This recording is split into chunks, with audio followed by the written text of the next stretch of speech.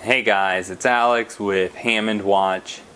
I'm here today with my SNKK52.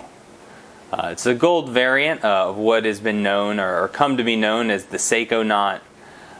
It gets that nickname as the case shape and overall design really does resemble the Patek Philippe Nautilus. That said, Seiko 5 is Seiko's kind of entry-level, more affordable automatics. So to me, it's packed with a little bit more humor. No one wearing a SeikoNaut is trying to pass it off as a Patek. If anything, I think that there's a little bit more poking fun at Patek. And in general, the gold especially, I think really just takes it to that next level.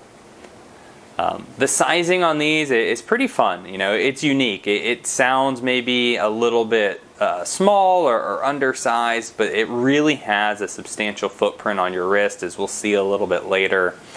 Your case size is 39.7 millimeters, and you're 37 millimeters at the edge of this bezel that goes around. So it's really got a nice wide presence when you're wearing it.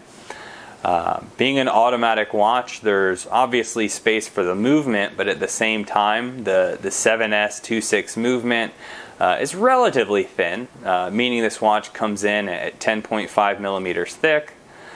You have a 5 millimeter crown. It is just push-pull, providing the watch with 50 meters of water resistance, as you also have a screw-down case back. Now, as the case starts to kind of taper down and come into the strap, kind of at this last point, you're at about 22.8 millimeters. So in general, you know, when you're wearing a hefty dive watch, you know, you're right about 22, so it's kind of right on par there. The lug itself is right at 10 millimeters, and then this tapers down really nicely to 15.6, and then you're back up to 18 for the buckle. Now, this is not the highest quality bracelet, and there really aren't any replacements. You know, you're not going to find a ton of different strap options.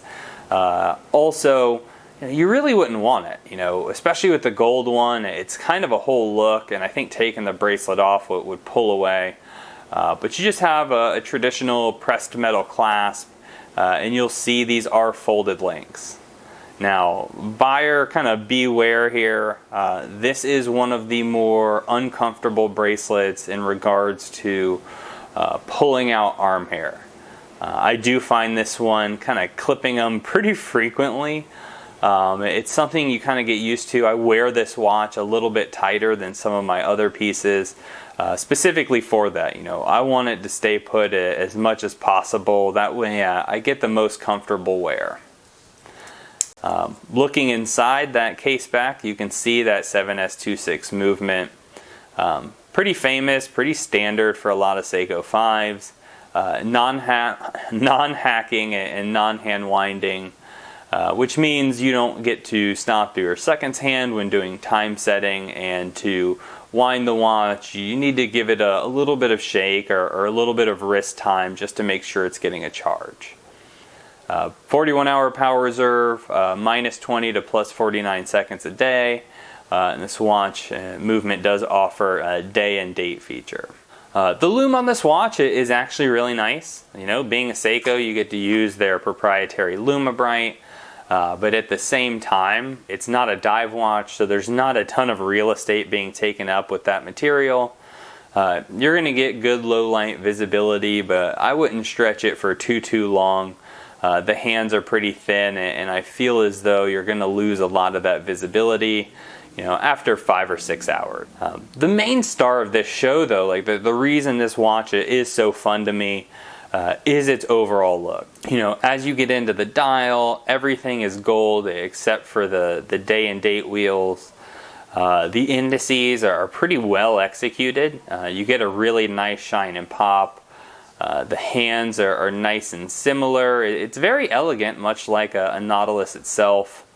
The polished bezel looks really good, and you have polishing on the side of the case, as well as this soft edge as you come back onto the brush surfaces atop. And I think it just plays with the light really well. You know, it's a super fun piece. It's certainly great for summertime, and I absolutely love it. Here we are in my 7.5 to 7 3/4 inch wrist. The width, along with the thin profile, really means the watch stays planted. You also have a substantial bracelet at the top holding things in place, but you also have that severe taper giving you a lot of mobility, and honestly it feels a little bit like a vintage watch on wrist. You can really forget that you're wearing it, at least until it pulls out 3 or 4 arm hairs.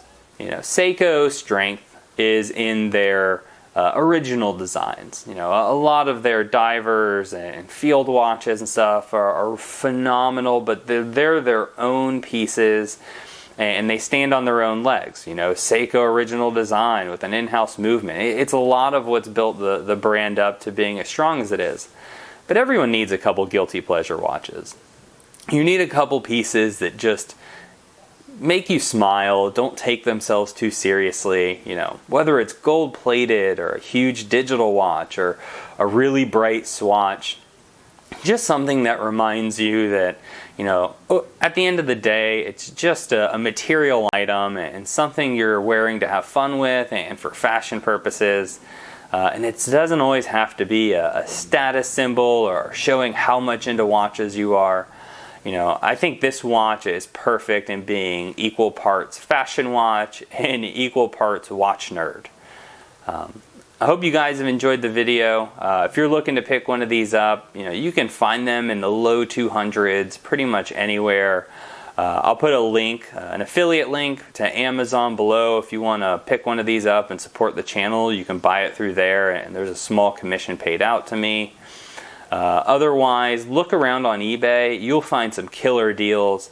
I picked this watch up for $130, just on a best offer, meaning that I really don't have to worry about it. You know, mineral crystal, gold plated, it doesn't matter if it gets scratched up. You know, this watch is just meant to be something that you don't care about and have a lot of fun with. And I think at $130, it's going to accomplish that pretty well.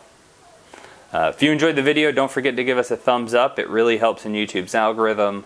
Also, consider subscribing to the channel. I'm putting watch content out twice a week, and I hope to see you in the next one.